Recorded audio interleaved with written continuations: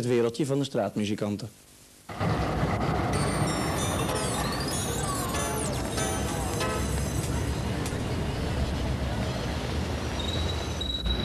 When you walk through Amsterdam, sometimes you feel like you're walking through a circus. And there are many street performers who are here for you.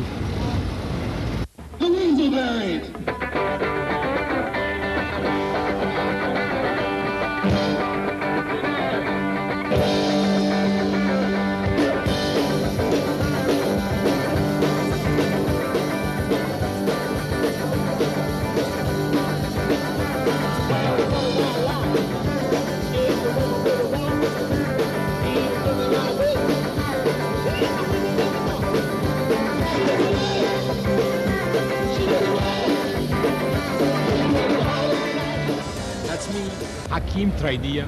I have performed myself for maybe 8 years or 9 years on the streets, and I'm still performing on the street. Actually, I made from one step from Leidsestraat to Sesamstraat.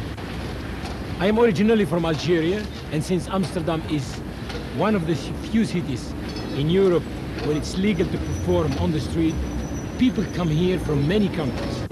It's nice to see many international acts, but it's not always easy for them to survive.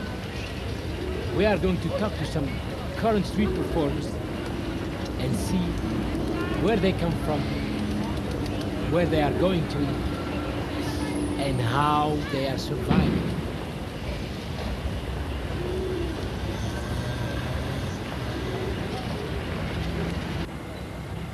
And first, we are going to meet Gaveshi.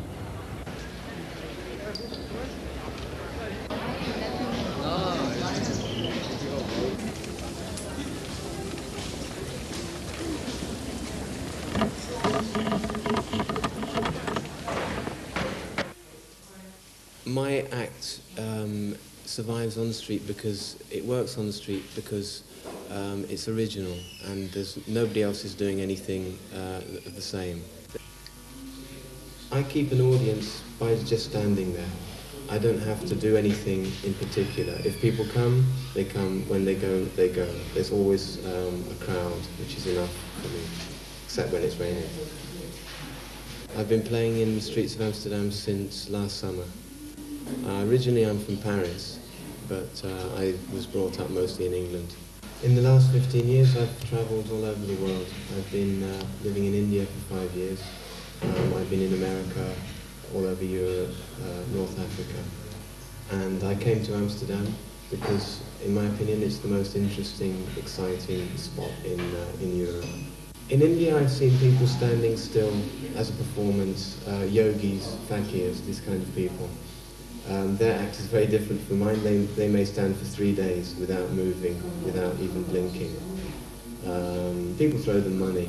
It's more of a demonstration of yogic power, which is different, of course, from my act. But I was very impressed by that when I saw it in India. I've seen a few people doing that. Also, in India, with the yogis doing a standing still act, they may be standing on nails and have a snake wrapped around their neck, or some kind of burning pyre through their face, which I don't think I want to do on Calverstrap.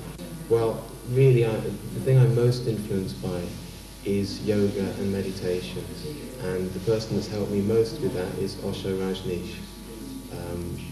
Not directly with my act, but in the sense of giving me inspiration for doing meditation and trying to bring it more and more into my life, which is really what my act is about for me.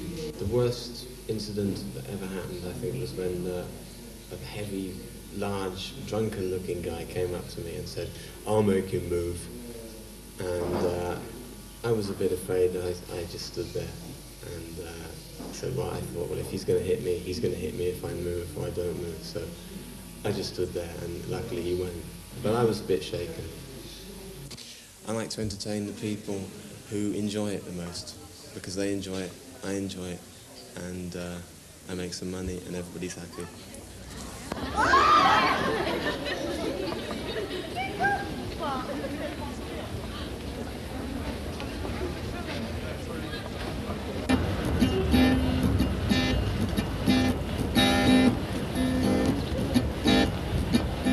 now, ladies and gentlemen, we are going to meet Kevin.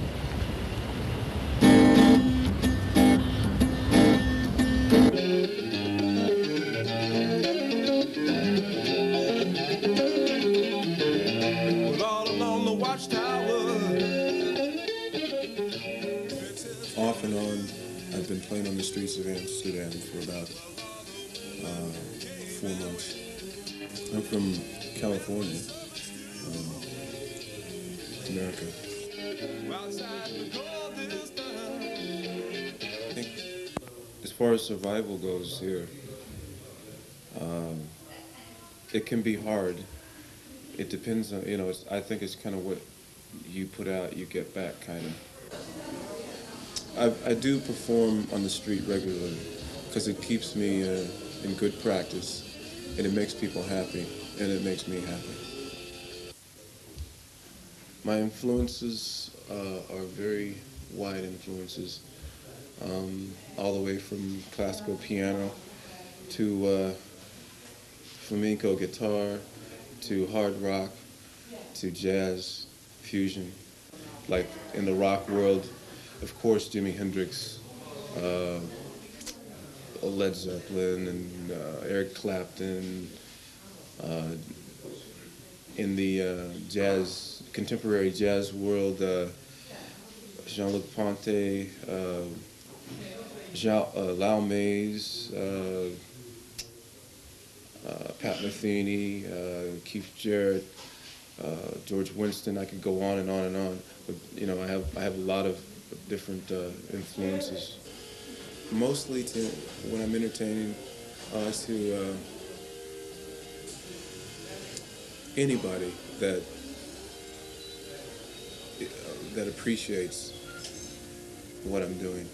I mean, it's when it comes to entertaining people, it's a double thing kind of, because I don't feel I can really entertain other people unless I'm feeling entertained myself with what I'm doing. I mean, I have to feel so good about what I'm doing.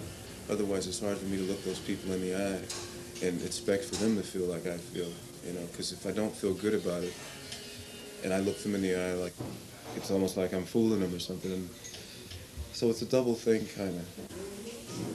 I chose to play in the streets because I'm not an agent and I'm not a manager. I'm a musician. And I find that when I go to clubs and places like this, I have to deal with people, and sometimes their personalities are in more of a business area, which when I go to a place to play, I'm in a state of mind as a musician. And I come there to bring light into the place.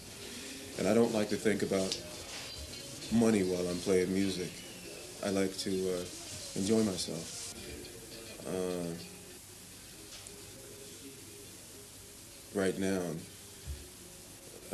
for myself musically, is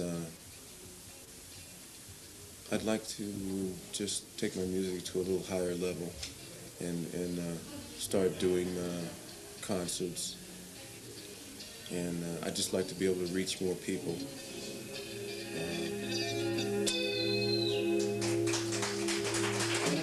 Thank you.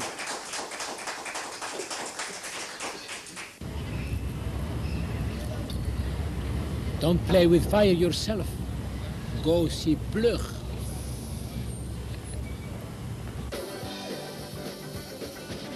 I've been performing out in the streets for about 3/4 of a year.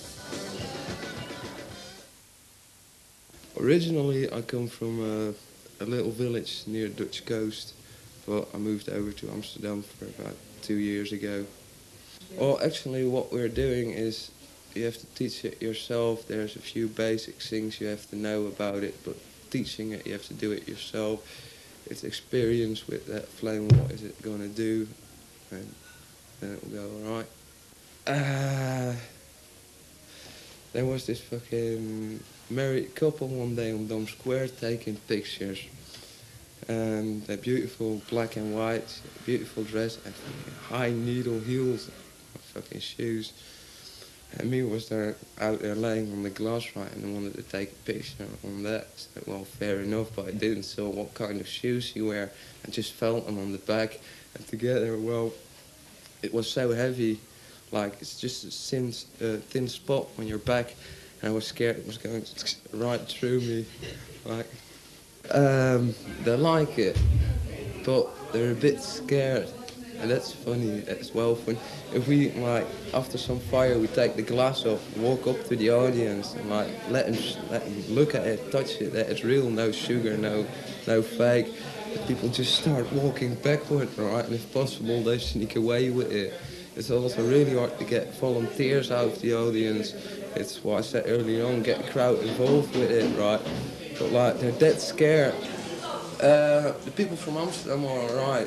The tourists, they're a bit too much with cameras walking around, like sneaking up on your back, hitting your back, taking pictures right in your face. That's why I don't like, you know. But yeah, I had some little accidents with fire. It's like just drips of fire coming back because you spray what you spit out, you spray it away, and like just drips hitting back on your lips, and that hurts. And like, I had my hair on fire once. Well, I just play in the street when the weather is nice because I just want to have some fun. As you sit out there, there's a lot of people coming out here, might as well have a good time.